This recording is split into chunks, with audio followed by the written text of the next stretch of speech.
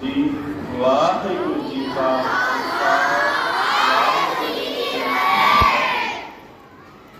बड़ा जो उपराला है इतिहास के नाल जुड़न का। मेरे तो पहला बच्चों ने बहुत ही मिठ बोलड़े शब्दों के राही सांझ पाई है। मैं विद्यार्थियों के चरणों में बेनती करांगा कि आप जिन्ना भी बैठना है बिल्कुल आप एकाग्र होकर बैठना है। हथों में जोड़े कागज फड़े ने थले रख दो। पानी दी बोतल असीं बाद में खोलणियां ने, बिल्कुल ध्यान के नाल सुनना है क्योंकि जिहड़ी गल आपां अज सांझ करनी है साडे धुर अंदर तक बैठनी चाहिए है।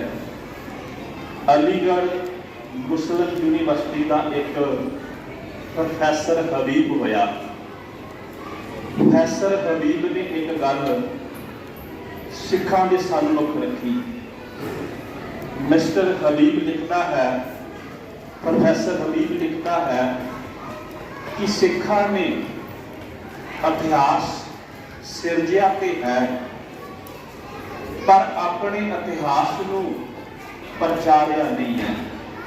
एक बार फिर दोहरा देवां, मिस्टर हबीब लिखता है कि सिखां ने अपने इतिहास को प्रचारिया नहीं है।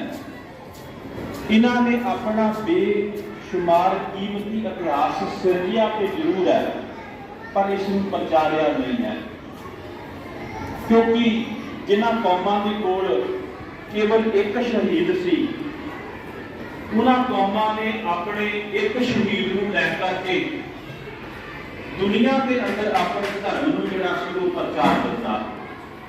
फिर उस ही धर्म के एक पादरी मिस्टर विलियम ने जो गुरु के बाग का मोर्चा चल रहा सी उस वक्त सिखां दीयां शहादतां नूं वेख के आप महारे अपने मुख दे विचों एक गल कही।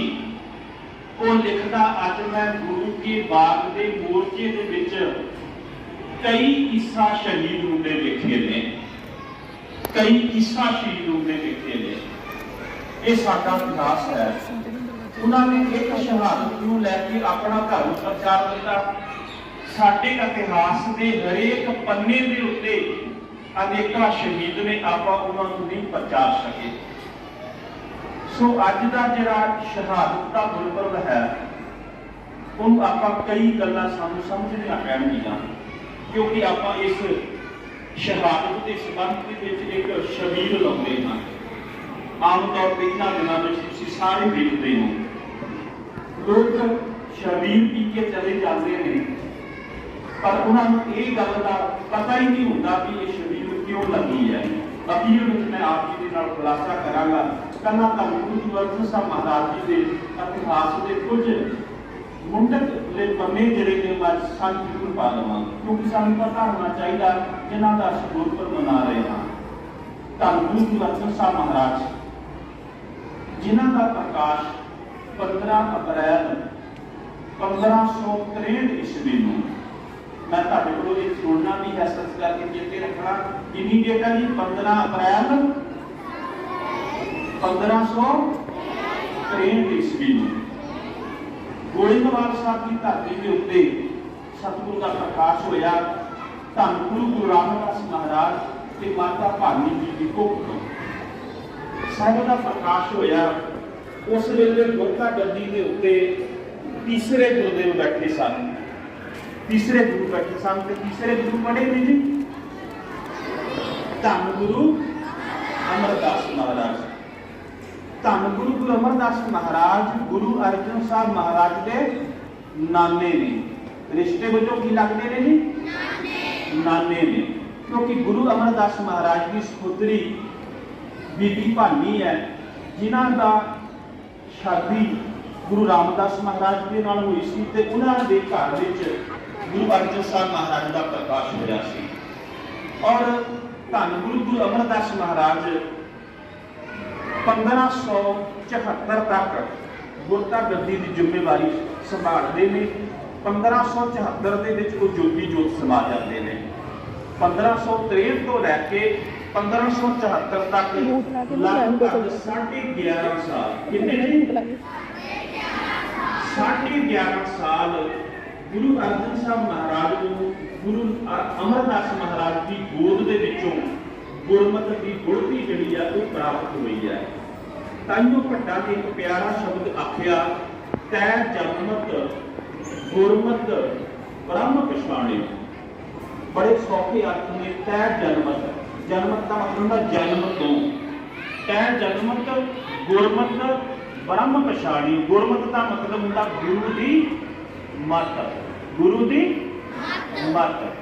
सतगुरु गुरु अर्जन साहब महाराज ने अपने नाना जी के कोलों बचपन के विच गुरमत की सिक्ख्या लई ते गुरमत की सिक्ख्या के नाल किहनूं की प्राप्त होया? ब्रह्म पछाणी। ब्रह्म कहते हैं परमेश्वर नूं, भी उन्होंने परमेश्वर नूं जिहड़ा सी वो पहचान लिया। दुनिया के अंदर हरेक मनुख का जन्म होता है, उसकी उम्र बतीत हो जाती है, बतीत होंदी होंदी अखीर चला जाता बुढ़ेपे दे विच। बुढ़ेपे तक भी मनुख नूं आ दो गल्लां नहीं समझ आउंदियां, पहली गल गुरमत ते दूजी ब्रह्म की पहचान। क्योंकि जिन्नी देर तक गुरमत नहीं पता उन्नी देर तक ब्रह्म की पहचान जिहड़ी है वो नहीं हो सकती।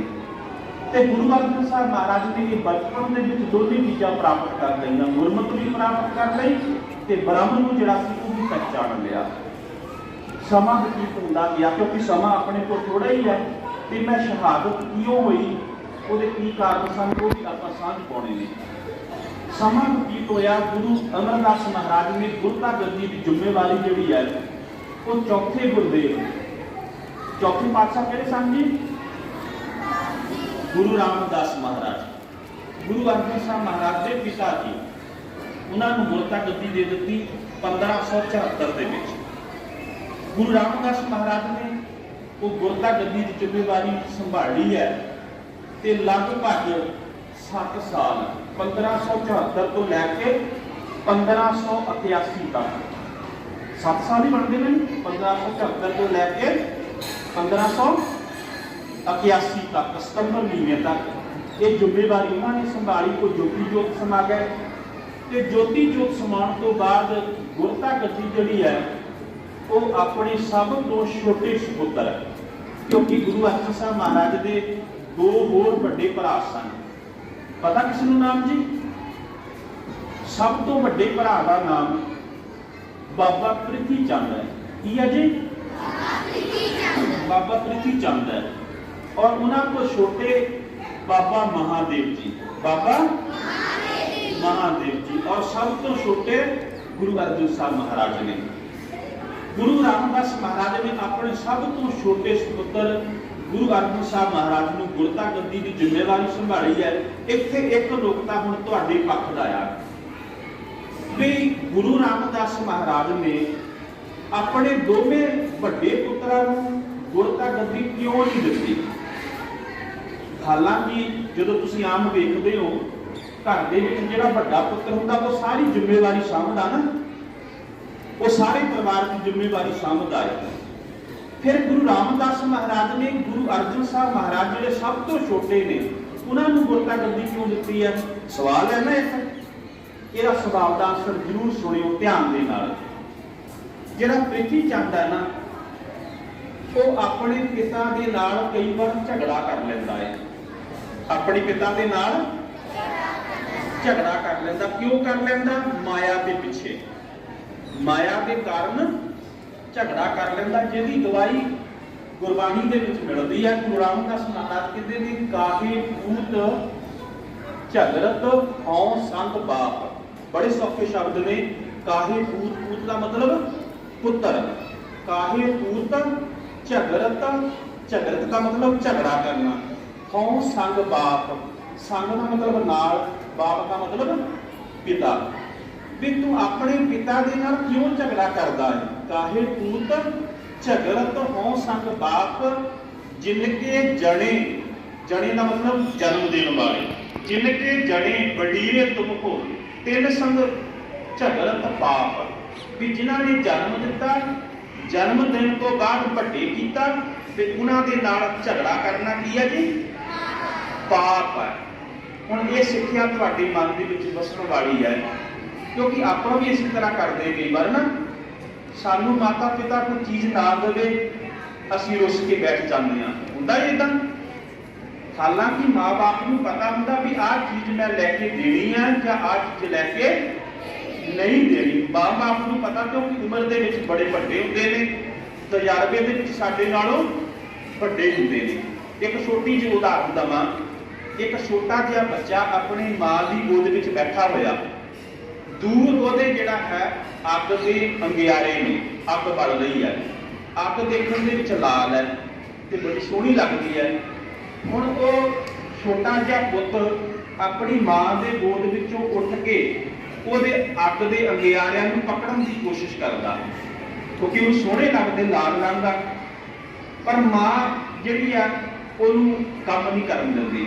ਜਦੋਂ ਉਹ ਉੱਠਦਾ है ਉਹਨੂੰ पकड़ ਲੈਂਦੀ है, ਜਦੋਂ ਉਹ बार-बार ਉੱਠਦਾ है ਤੇ पकड़न की कोशिश करता, अग ਵੱਲ ਨੂੰ ਭੱਜਦਾ है ਤੇ माँ अपनी उस पुत्र के मुख के उत्ते चपेड़ मारती है, तां जो इसका ध्यान जिहड़ा है अग वाले पासे जाण की बजाय दूजे पासे हो जाए। ऐसा होंदा ना जी।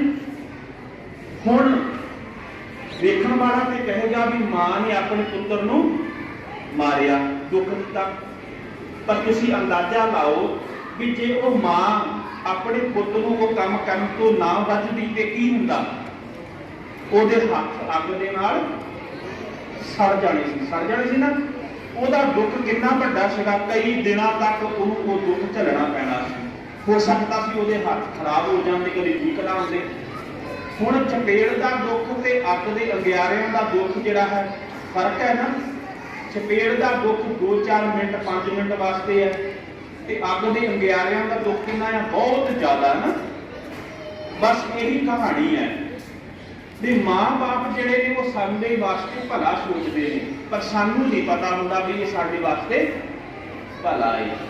इस करके तुहाडी सिੱਖਿਆ है अज सीखण वाली कि असी हमेशा माँ बाप की कदर करनी है, हमेशा माँ बाप का आखा जिहड़ा है वो मनना है। ये सिੱਖਿਆ है साडी। हुण गुरु अर्जन साहब महाराज ने अपने पिता की हर एक गल जिहड़ी है वो मन्नी है, ते पृथ्वी चंद ने अपने पिता की गल नहीं मनी, जिहदा कारण ये होया कि उन्होंने गुरता गद्दी नहीं मिली। गुरु अर्जन साहब जी को गुरता गद्दी मिल गई है। जे असी भी अपने माता पिता अपने टीचरां का सत्कार करांगे, उन्हां दा हर हुक्म मनांगे ते ख्याल करना, फिर सानू पता ही नहीं लगेगा। माँ बाप बाजार जाते हैं, अपने आप कई चीज़ां साडे वास्ते लैके आ जाते हैं, क्योंकि उन्होंने पता होंदा भी साडा बच्चा साडे आखे दे विच है, साडे कहने दे विच है। ते जिहड़ा बच्चा हमेशा हर गल दे उत्ते रुस जावे, झगड़ा करे, माँ बाप कहते नहीं आपां लैके नहीं देना, यही हालात हुंदी है ना। ये साडे वास्ते सिੱਖਿਆ है। गुरु अर्जन साहब महाराज नूं गुरता गद्दी मिली, उन्होंने अपने पिता के सारे गल्लां जिहड़ियां ने वो मन्नियां, आज्ञा नूं मन्निया। भावें कि इहदे पिछे एक साखी भी है, जे मैं वो सुनाउण लग पिया तो तुहाडा समा बहुता लग जाएगा। सतगुरु महाराज को गुरता गद्दी मिली है, तो गुरता गद्दी मिलने तो बाद उन्होंने जिम्मेवारी संभाली है। गुरु अर्जन साहब महाराज ने अपने समय के दौरान जो वो 1581 के विच सितंबर महीना गुरता गद्दी के उत्ते बैठे, उस तो बाद अनेक कारज किए हैं। उन्होंने कारजां दे विच ध्यान दे नाल सुणो किहड़े-किहड़े काम किए हैं। एक तो उन्होंने अमृतसर सरोवर, अमृतसर सारे गए ना जी, सारे गए ना। अमृतसर सरोवर जिहड़ा है वो सार्वजनिक बनवाया है। दूसरी गल, अमृतसर सरोवर के विचकार हरमंदर साहब है, उत्थे भी जाके तुसीं सारिआं ने मत्था टेकिआ ना जी। वो हरमंदर साहब भी गुरु अर्जन साहब महाराज ने तैयार किया। ये दूसरी गल। एक तीसरी गल, उस हरमंदर साहब के अंदर तुसीं मत्था किहनूं टेकदे हो? हाँ जी, गुरु ग्रंथ साहब महाराज नूं टेकदे हो ना मत्था जाके। और गुरु ग्रंथ साहब महाराज की संपादना भी गुरु अर्जन साहब महाराज ने करवाई है। यह तीसरा काम है। इस तो अलावा गुरु अर्जन साहब महाराज ने तरनताਰਨ, करतारपुर साहब के नज़दीक गंगसर गुरुद्वारा साहब, अनेक स्थान जिहड़े ने गोविंदपुरा, ये सारे सथान गुरु अर्जन साहब महाराज ने जिहड़े ने वो बढ़ाए ने। एक सब तो महत्वपूर्ण गल कि सतगुरु महाराज ने उस समय के दौरान 1595 ਦੇ ਵਿੱਚ 1595 ਦੇ ਅੰਦਰ ਲਾਹੌਰ ਦੇ ਵਿੱਚ ਕਾਲ ਪੈ ਗਿਆ। ਲਾਹੌਰ ਤੁਸੀਂ ਸਾਰੇ ਜਾਣਦੇ ਹੋ ਨਾ, ਜਿਹੜਾ ਹੁਣ ਪਾਕਿਸਤਾਨ ਦੇ ਵਿੱਚ ਹੈ। ਇਹ ਪਹਿਲਾਂ ਹਿੰਦੁਸਤਾਨ ਦਾ ਹਿੱਸਾ ਹੁੰਦਾ ਸੀ। 1947 ਦੇ ਵਿੱਚ ਪਾਕਿਸਤਾਨ ਬਣਿਆ, ਠੀਕ ਹੈ ਜੀ। ਉਸ ਵੇਲੇ ਇਹ ਸਾਰਾ ਹਿੰਦੁਸਤਾਨ ਦਾ ਹਿੱਸਾ ਸੀਗਾ, ਇੰਡੀਆ ਦਾ ਹਿੱਸਾ ਸੀ। ਉੱਥੇ ਕਾਲ ਪੈ ਗਿਆ। ਕਾਲ ਦਾ ਮਤਲਬ ਸਮਝਦੇ ਹੋ ਤੁਸੀਂ? ਜਦੋਂ ਮੀਂਹ ਨਾ ਪਵੇ, ਸੋਕਾ ਪੈ ਜਾਵੇ, ਫਸਲਾਂ ਤਬਾਹ ਹੋ ਜਾਵਣ, ਉਹਨੂੰ ਕਹਿੰਦੇ ਨੇ ਕਾਲ। ਕਿਉਂਕਿ ਅੱਜ ਤੇ ਫਸਲਾਂ ਜਿਹੜੀਆਂ ਨੇ ਥੱਲਿਓਂ ਬੋਰ ਕਰਕੇ ਪਾਣੀ ਕੱਢ ਕੇ ਅਸੀਂ ਦੇ ਦਿੰਦੇ ਆ ਨਾ ਪਾਣੀ, ਉਸ ਵਕਤ ਇੰਜ ਨਹੀਂ ਸੀ ਹੋਇਆ ਕਰਦਾ। ਉਸ ਵੇਲੇ ਮੀਂਹ ਦੀ ਪਾਣੀ ਦੇ ਨਾਲ ਸਾਰੀ ਖੇਤੀ ਜਿਹੜੀ ਸੀ ਉਹ ਹੋਇਆ ਕਰਦੀ ਸੀ। ਹੁਣ ਸਤਿਗੁਰੂ ਗੁਰੂ ਅਰਜਨ ਸਾਹਿਬ ਮਹਾਰਾਜ ਲਾਹੌਰ ਚਲੇ ਗਏ ਤੇ ਲਾਹੌਰ ਜਾ ਕੇ ਸਤਿਗੁਰੂ ਮਹਾਰਾਜ ਨੇ ਉਹਨਾਂ ਕਾਲ ਪੀੜਤ ਲੋਕਾਂ ਦੀ ਸਹਾਇਤਾ ਕੀਤੀ। ਉਹਨਾਂ ਵਾਸਤੇ ਕੀ ਕੀਤਾ? ਖੂਹ ਲਗਵਾਏ। ਕੀ ਕੀਤਾ ਜੀ? ਖੂਹ ਲਗਵਾਏ। ਦੂਸਰਾ ਕੰਮ ਕੀਤਾ ਵੀ ਸਤਿਗੁਰੂ ਮਹਾਰਾਜ ਨੇ ਦਵਾਖਾਨੇ ਜਿਹੜੇ ਸਨ ਉਹ ਸ਼ੁਰੂ ਕਰਵਾਏ। ਇਹ ਸਤਿਗੁਰੂ ਮਹਾਰਾਜ ਦੀ ਦੇਣ ਹੈ। ਔਰ ਸਭ ਤੋਂ ਵੱਡੀ ਗੱਲ, ਤਰਨ ਤਾਰਨ ਦੇ ਅੰਦਰ ਇੱਕ ਕੋੜੀ ਖਾਨਾ ਜਿਹੜਾ ਸੀ ਉਹ ਸਤਿਗੁਰੂ ਮਹਾਰਾਜ ਨੇ ਸ਼ੁਰੂ ਕਰਵਾਇਆ। ਤਰਨ ਤਾਰਨ ਗਏ ਜੀ ਸਭ ਕੋਈ? ਅੱਜ ਵੀ ਤਰਨ ਤਾਰਨ ਜਿਹੜਾ ਹੈ ਕੋੜੀ ਖਾਨਾ ਹੈ, ਪਰ ਬਦਕਿਸਮਤੀ ਹੈ ਵੀ ਉਹ ਸਿੱਖਾਂ ਦੇ ਕੋਲ ਨਹੀਂ ਰਿਹਾ, ਉਹ ਈਸਾਈਆਂ ਨੇ ਅਡਾਪਟ ਕਰ ਲਿਆ, ਜਿਹਨੂੰ ਸ਼ੁਰੂ ਗੁਰੂ ਅਰਜਨ ਸਾਹਿਬ ਮਹਾਰਾਜ ਨੇ ਕਰਵਾਇਆ ਸੀ। ਹੁਣ ਸਤਿਗੁਰੂ ਗੁਰੂ ਅਰਜਨ ਸਾਹਿਬ ਮਹਾਰਾਜ ਦੇ ਇਹ ਸਾਰੇ ਜਿਹੜੇ ਕੰਮ ਸੀ ਨਾ, ਸਤਿਗੁਰੂ ਮਹਾਰਾਜ ਨੇ ਸਾਰੇ ਕੰਮ ਕਰਵਾਏ। ਉਹਨਾਂ ਕੰਮਾਂ ਨੂੰ ਦੇਖਦਿਆਂ ਹੋਇਆਂ ਬਹੁਤ ਸਾਰੇ ਹਿੰਦੂ ਤੇ ਬਹੁਤ ਸਾਰੇ ਮੁਸਲਮਾਨ ਜਿਹੜੇ ਸਨ ਉਹ ਆਪਣੇ ਧਰਮ ਨੂੰ ਛੱਡ ਕੇ ਤੇ ਸਿੱਖੀ ਦੇ ਵਿੱਚ ਆ ਗਏ। ਉਹਨਾਂ ਨੇ ਸਿੱਖੀ ਗ੍ਰਹਿਣ ਕਰ ਲਈ, ਜਿਨ੍ਹਾਂ ਦੇ ਵਿੱਚ ਭਾਈ ਲੱਗਾ ਹੋਇਆ, ਵਜ਼ੀਰ ਖਾਂ ਹੋਇਆ, ਹੋਰ ਅਨੇਕਾਂ ਭਾਈ ਮੰਝ।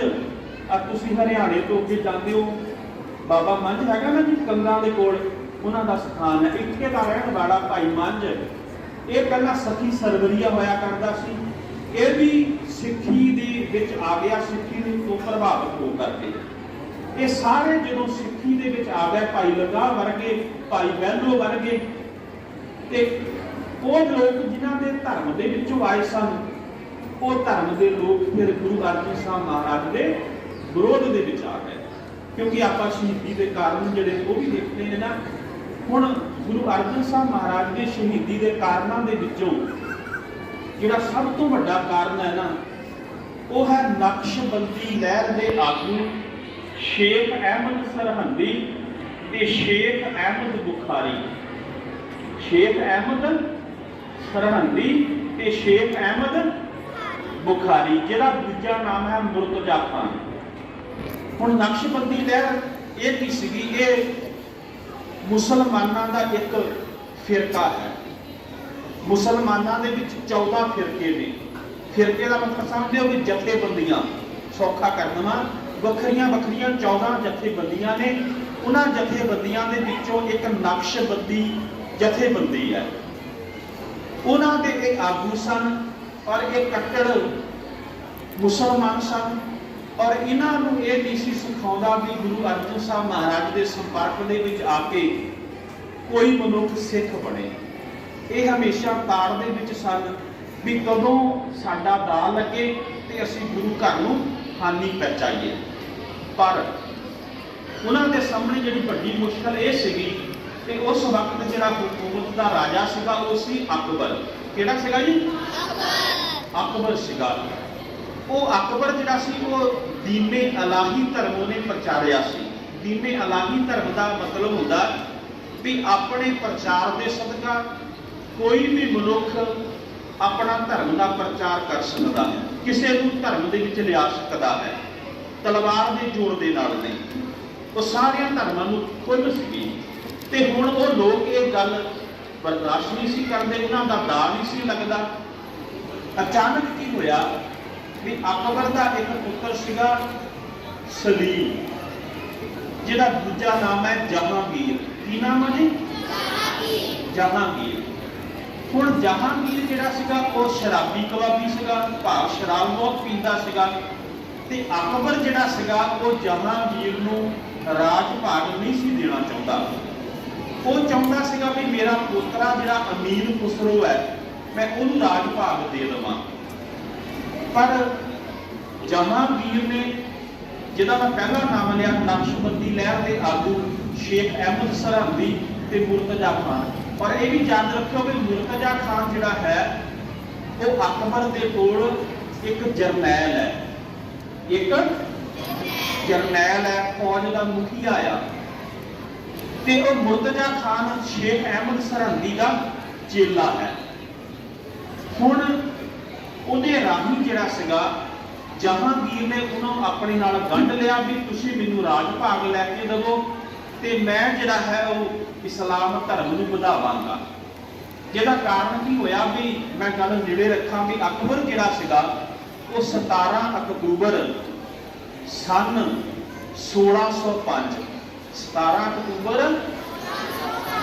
1605 दे विच अकबर जिहड़ा सी वो चढ़ाई कर गया ते राजगद्दी जिहड़ी सी वो जहांगीर नूं मिल गई।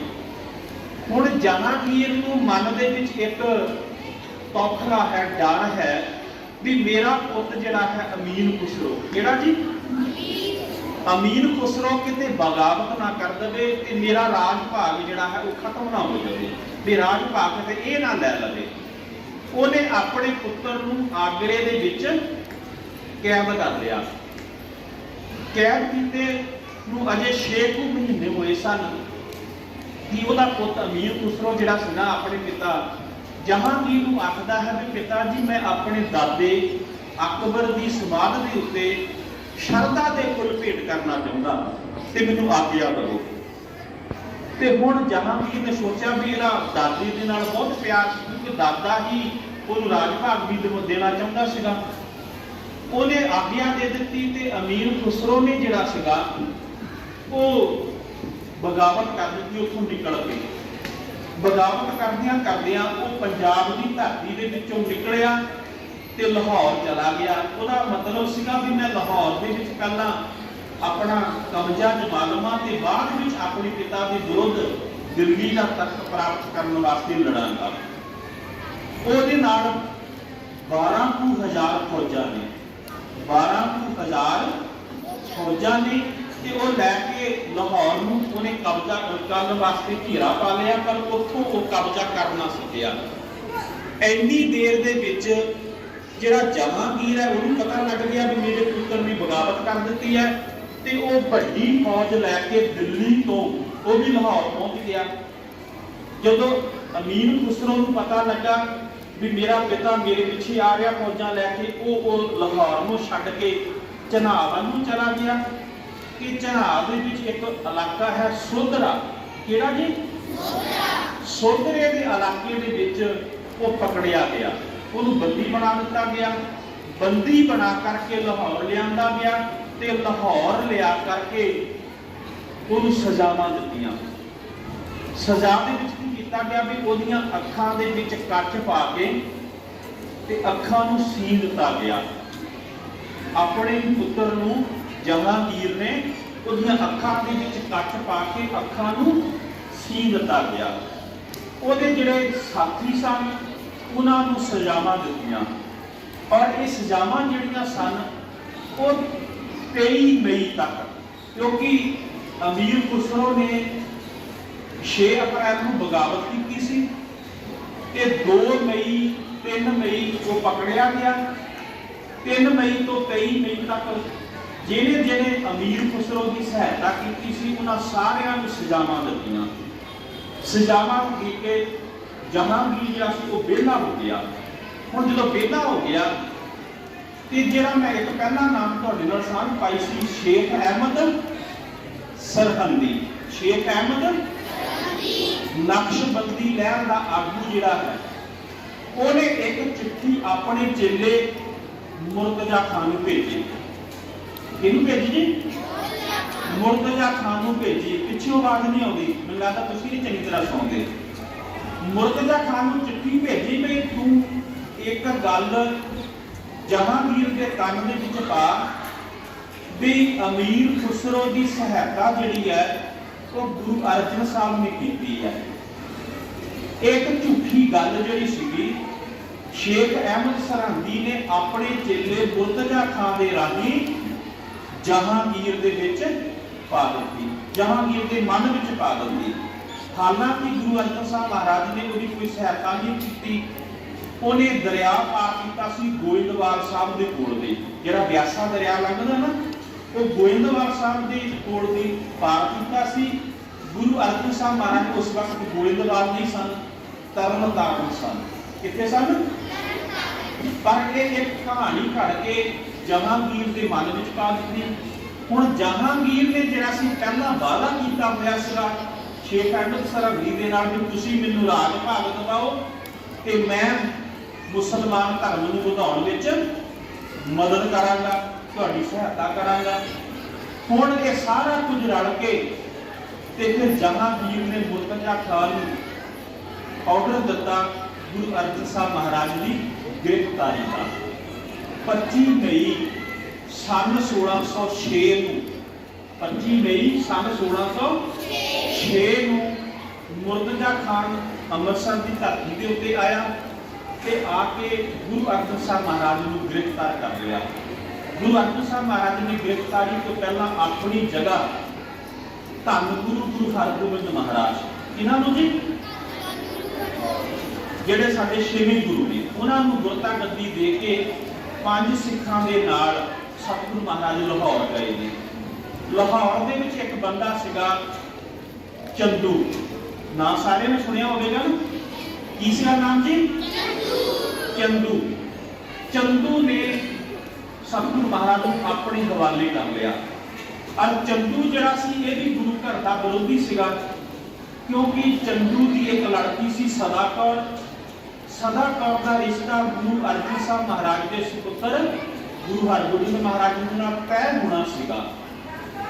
पर चंदू ने भैड़े बोल बोले गुरु घर के विरुद्ध।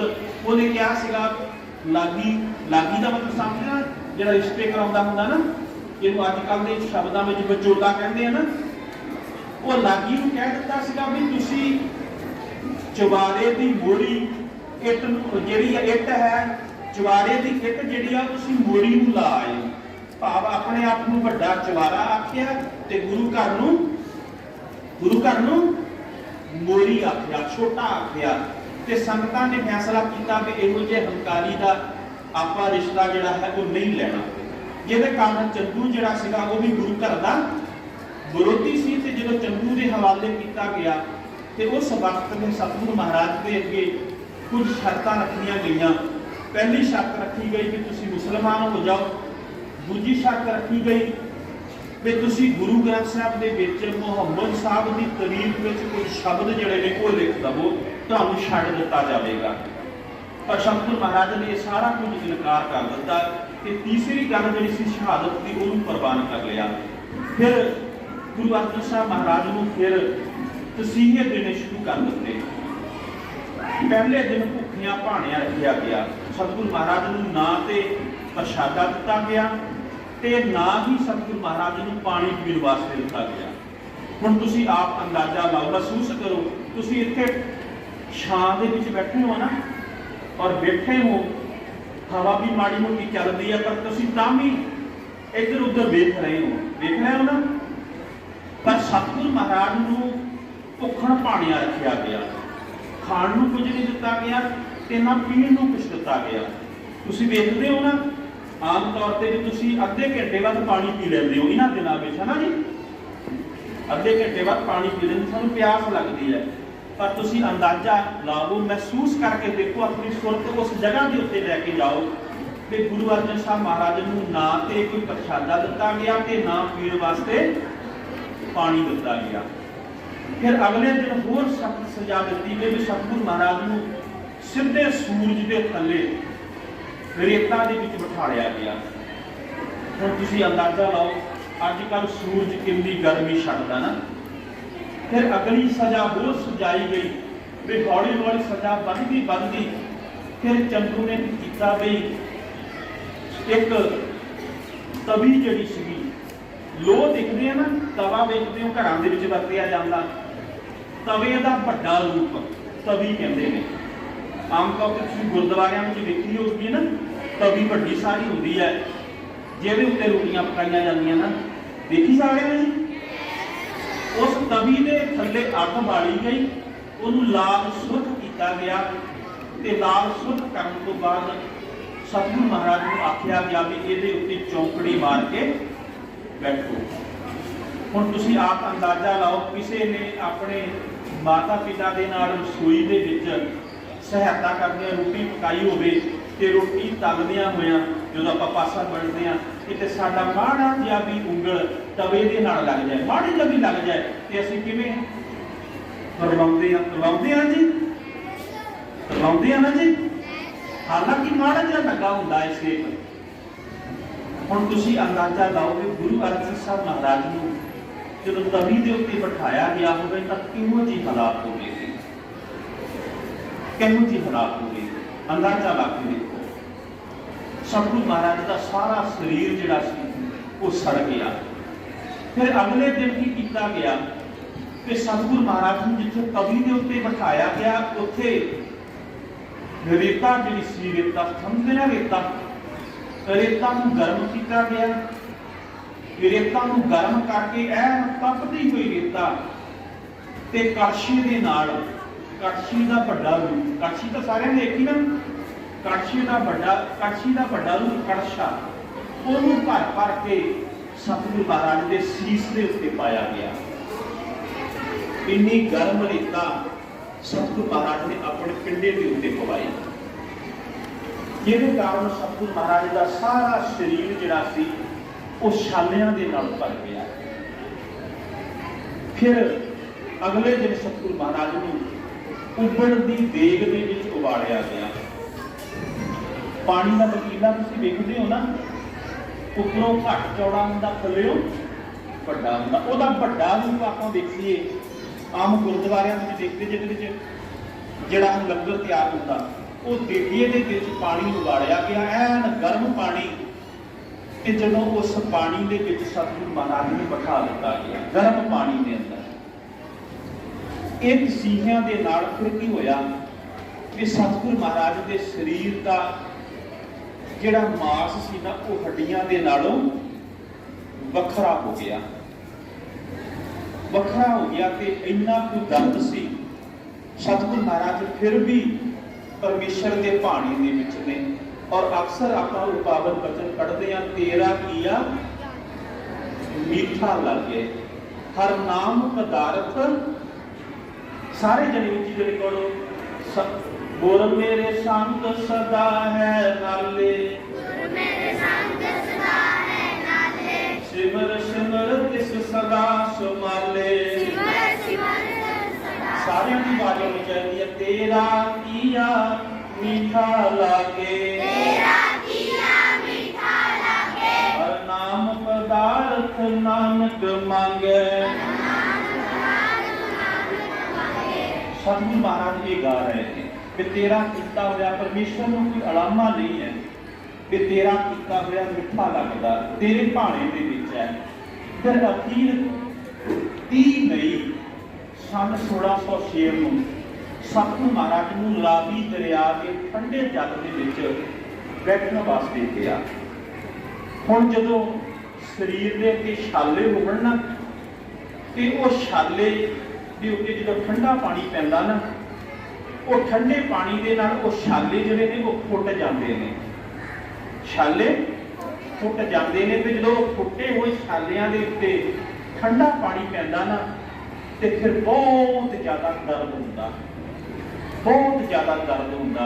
सतगुरु महाराज नूं होर कष्ट देण वास्ते रावी दरिया दे विच सतगुरु महाराज नूं बैठण वास्ते गया, ते इसे दरिया दे रावी दरिया दे विच सतगुरु महाराज जिहड़े सन वो ज्योति जोत समा गए। वो दिन सी 30 मई सन 1606 का दिन सी। सतगुरु अर्जन साहब महाराज उत्थे शहादत दा जाम जिहड़े ने वो पी जाते हैं। होर बहुत सारिया विचारां ने, भाषावां मैं पहला ज़्यादा लै चुकिया भी गुरु अर्जन साहब महाराज नूं आपां की कहते हैं, शहीदां दा सरताज ਸ਼ਹੀਦਾਂ ਦਾ ਸਰਤਾਜ ਕਹਿੰਦੇ ਆ। ਸਰਤਾਜ ਦਾ ਮਤਲਬ ਹੈ ਸਰਬ ਉੱਤਮ, ਸਭ ਤੋਂ ਉੱਤਮ। ਇਹ ਫਿਰ ਆਪਾਂ ਕਿਤੇ ਵਿਚਾਰ ਕਰਾਂਗੇ ਵੀ, ਕਿਉਂਕਿ ਸਮਾਂ ਬਹੁਤ ਹੋ ਜਾਏਗਾ ਜੇ ਮੈਂ ਗੱਲ ਸ਼ੁਰੂ ਕਰ ਦਿੱਤੀ। ਪਰ ਸਾਡੇ ਵਾਸਤੇ ਜਿਹੜੀ ਸਿੱਖਿਆ ਹੈ ਉਹ ਸਿੱਖਿਆ ਇਹੀ ਹੈ ਵੀ ਅਸੀਂ ਗੁਰੂ ਦੇ ਭਾਣੇ ਦੇ ਵਿੱਚ ਰਹਿਣਾ ਹੈ। ਗੁਰੂ ਅਰਜਨ ਸਾਹਿਬ ਮਹਾਰਾਜ ਕੀ ਸਿਖਾਉਂਦੇ ਨੇ? ਕੀ ਸਿਖਾਉਂਦੇ ਨੇ ਜੀ? ਗੁਰੂ ਦੇ ਭਾਣੇ ਦੇ ਵਿੱਚ। ਗੁਰੂ ਸਾਡੇ ਮਾਤਾ ਪਿਤਾ ਵੀ ਨੇ, ਗੁਰੂ ਸਾਡੇ ਅਧਿਆਪਕ ਵੀ ਨੇ, ਹਨਾ। ਗੁਰੂ ਸਾਡੇ ਵੱਡੇ ਵਡੇਰੇ ਨੇ, ਜਿਹਦੇ ਕੋਲ ਕੁਝ ਆਪਾਂ ਸਿੱਖਦੇ ਆ ਉਹ ਗੁਰੂ ਹੁੰਦਾ ਅਸਲ ਦੇ ਵਿੱਚ।